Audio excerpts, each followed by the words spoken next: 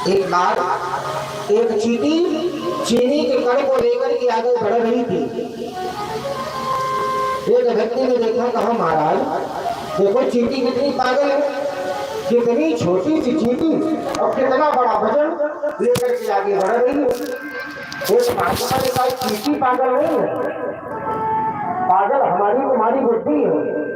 कहा ऐसा क्या है? का कारण एक है कि जब चींटी बार बार प्रयास करेगी तो उस चीनी के कण को लेकर अपने मुकाम तक पहुंच जाएगी।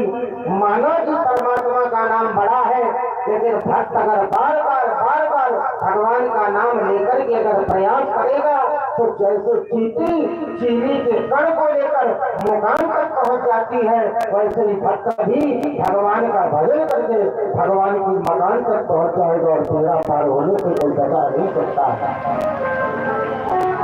अब परमात्मा के मुकाम तक पहुंचना है, अब परमात्मा के मुकाम तक पहुंचना है तो हम पहुंचेंगे कैसे? तो प्रयास करो। हमने कभी प्रयास नहीं किया भगवान को पाने का। परमात्मा को पाने का एकमात्र एक साधन है। हम सोचे भगवान हमें कैसे मिलेंगे, ऐसे थोड़ी मिलेंगे। बोली हाथ उठाओ और हाथ उठा के बोला करो हारी हारी हारी,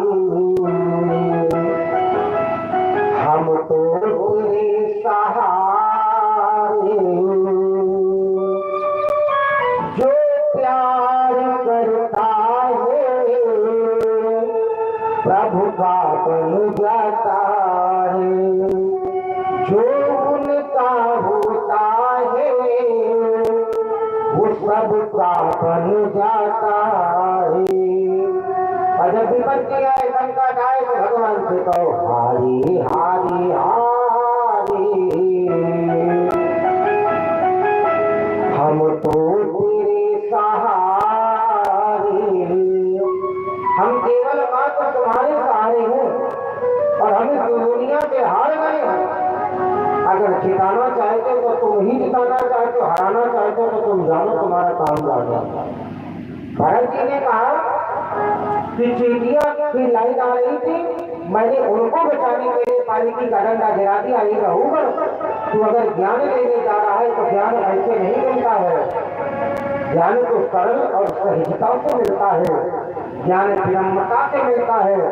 जरूरी नहीं कि व्यक्ति ज्ञानी बन जाए तो प्रेमी भी बन जाए, क्योंकि व्यक्ति ज्ञानी कभी प्रेमी नहीं बन सकता और प्रेम करने वाला एक न एक ज्ञानी जरूर बन जाता है। रघुवर चरणों में गिर पड़ा, भगवान हमारे अपराध को क्षमा करे। भरत जी ने कहा क्षमा तू हमसे क्यों मांग रहा है, अपराधी तू भगवान का है, गलती तूने भगवान के भक्त की है तो भगवान का भक्त ही तुम्हें क्षमा नहीं, तेरे भगवान तुम्हें क्षमा करेंगे। कभी अपराध किसी भक्त का मत करना, अन्यथा परमात्मा कभी तुम्हें क्षमा करने वाले नहीं है। तो देव जी महाराज कहते अंगिरा गोत्र के ब्राह्मण, एक अंगिरा गोत्र जिनका नाम है अजामिल, कन्नौज नगर में निवास करता है। अजामिल लोग कहते भगवान का नाम लेने से कोई तरता नहीं, सब बड़े बड़े लोग कर जाते हैं। अच्छा पानी में पत्थर डूबता है कि तैरता है? पानी में पत्थर डूब जाता है कि तैर जाता है? डूब जाता है ना। जब पानी में पत्थर डूब जाता है, अब बड़ी से बड़ी लकड़ी डालो, आप लकड़ी डालो पानी में, क्या वो डूबती है? नहीं डूबेगी। और छोटे से छोटा पत्थर का टुकड़ा डालो, वो नदी में डूब जाएगा। ऐसा क्या क्यों होता है? कभी विचार किया ऐसा होता क्यों? और ये सब विद्वानों का विषय है। ऐसा होता क्यों है कि लकड़ी की नाव डालो वो डूबती नहीं, और छोटा केवल मात्र पत्थर का टुकड़ा डाल दो वो डूब जाता है। इस कारण क्या है?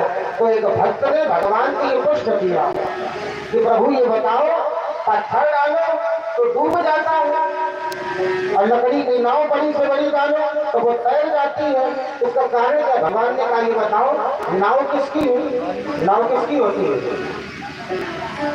अरे भैया नाव किसकी होती है? लोहे की होती है कि पत्थर की होती है कि पीतल की होती है?